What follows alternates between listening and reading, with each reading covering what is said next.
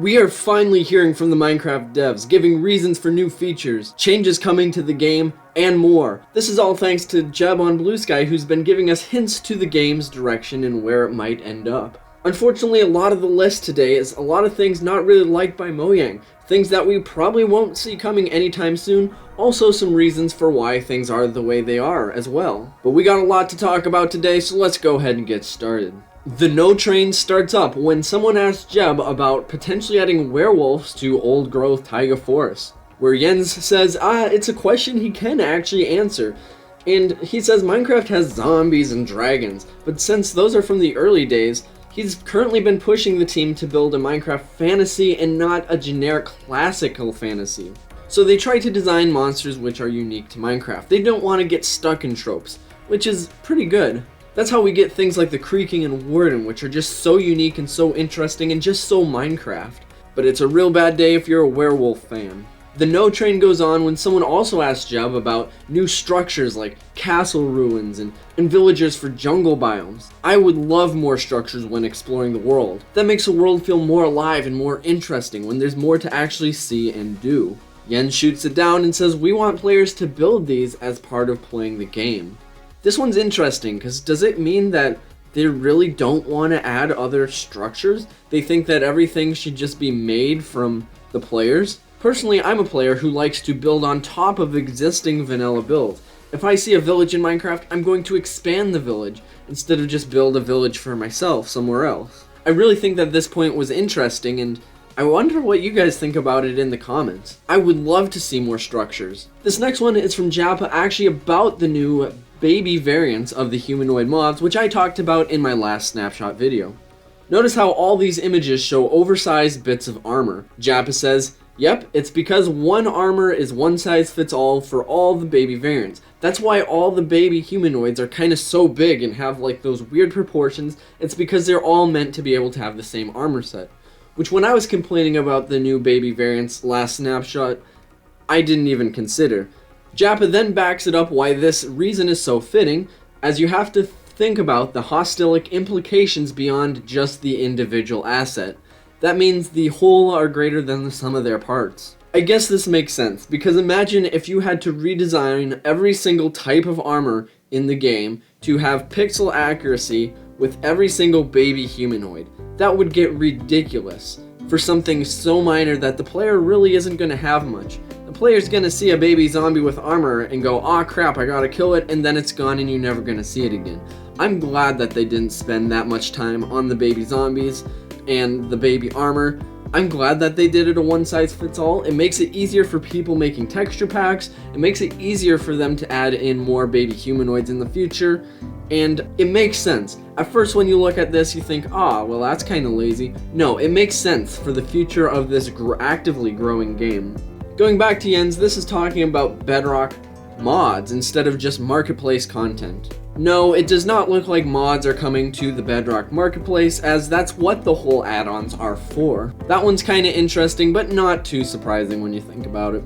Now we're gonna dive into some comparisons between Java and Bedrock. Now we're talking about the ocean and watercolors on how they're so vastly different between versions. Jeb says this is due to the graphic component that applies the texture. It's different in Bedrock, and actually Jens says he prefers the way it looks in Java. That's really interesting, and one thing I thought about this is I wonder if it will change when Vibrant Visuals does eventually come to Java.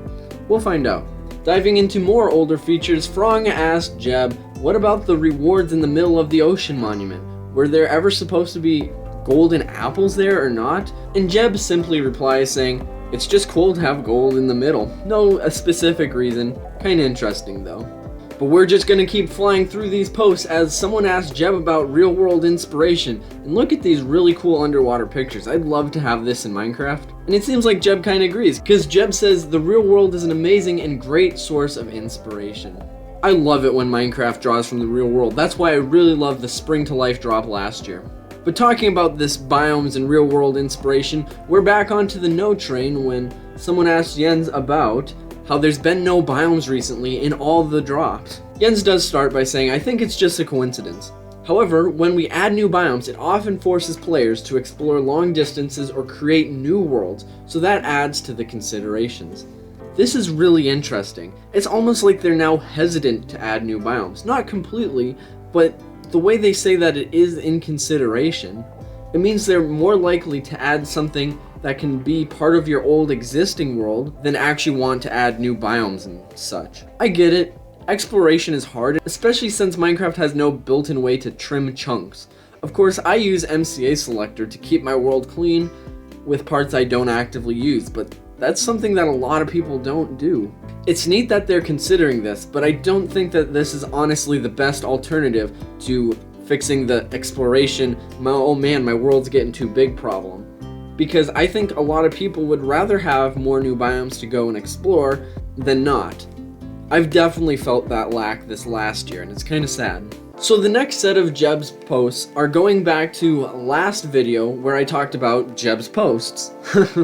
Because man, he's been really active, and last time we dived into the world of Mending and how actually Mojang does not like the way Mending works. We have continued getting responses from Jens talking about how this might change, what they're kind of looking at, just kind of more info about that whole thing. To kick it off, Jens also says, I know the team has a lot of opinions regarding the enchantments and repairing items. Of course, this is a vast subject, and maybe even Mojang themselves can't agree internally to how to handle this problem.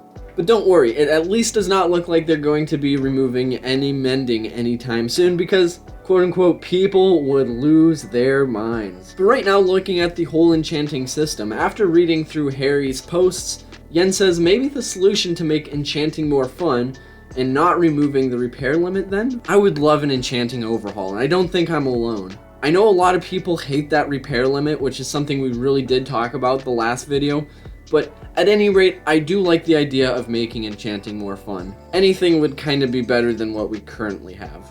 From last time, we also looked at how Jens said items should be impermanent. This was a really interesting point, but when you look at the whole armor trims aspect, it's saying, hey, here's my armor, I want to make it unique and make it look like my own armor that I get to keep forever. That's kind of the whole idea of those whole armor trims. I think this kind of went over Jens's head when he replied to that, and even said, yeah, you bring up a good point when replying to this person who had brought that up.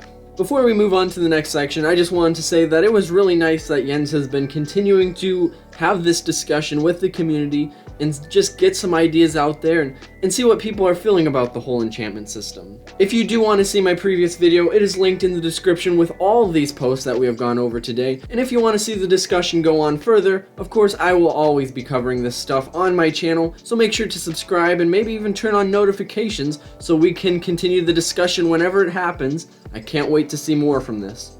But moving on with more posts from Jens. He was asked what was the original idea for adventure mode in Minecraft. Jens had said, yeah, it's actually intended for map makers and not really probably something for the average player. Kinda interesting how we still have this feature only for map makers just in vanilla Minecraft without any toggles or anything having to be turned on. Kinda interesting. And don't worry, remember that Netflix show that they announced 2 years ago? Well, it's still in the works. I'm still twiddling my thumbs. But as we wrap up the video here, as I've made known, I really enjoy when the devs go out and post stuff. I enjoyed seeing Jappa's opinions on the new textures of the new active update. I've enjoyed seeing Jens go out and post opinions and just interact with the community. I've made videos like this for years as devs has gone out of their way, especially back in that Caves and Cliffs with Henrik as they showed the new Dripstone Cave generations. And man, I think that was the golden era for me enjoying Minecraft content. And unfortunately, devs just don't post out like they used to. This has been a problem for a long while. And Jeb was directly asked, why doesn't the team post stuff like this anymore out on their social media account? Jens replied, we have a much larger team with many moving parts. We need to have an agreement on when, how, and what we want to talk about publicly. Just as when things leak, it's disappointing for the team when something they've been working on gets revealed randomly elsewhere. This is really unfortunate to hear. It's almost like the team is getting too big for their own good because I really enjoyed seeing the updates and teasers from the Caves and Cliffs update clear back in the day. I understand that multiple people working on this one project, this one update, they want to make sure that not just one developer's taking credit and it's not just being leaked by devs themselves or other leakers. I do understand that. For me as a Minecraft player who enjoys making videos like this, and enjoys diving into teasers and reveals and all the things involving Minecraft, it's disappointing that we don't get stuff like this anymore. And I honestly hope they could consider doing some of the stuff they did in the past, just getting that agreement from the team, just some way of getting it out there, kind of quote unquote unofficially, because I really enjoyed that. Just like I hope you enjoyed this video. That is all I have to talk about. Like I said, all the links are in the description below, and if you enjoy series like this, make sure to subscribe and hit the bell for notifications, because I enjoy giving you guys this type of news. But with that, I'll see you in the next one, and with that, adios.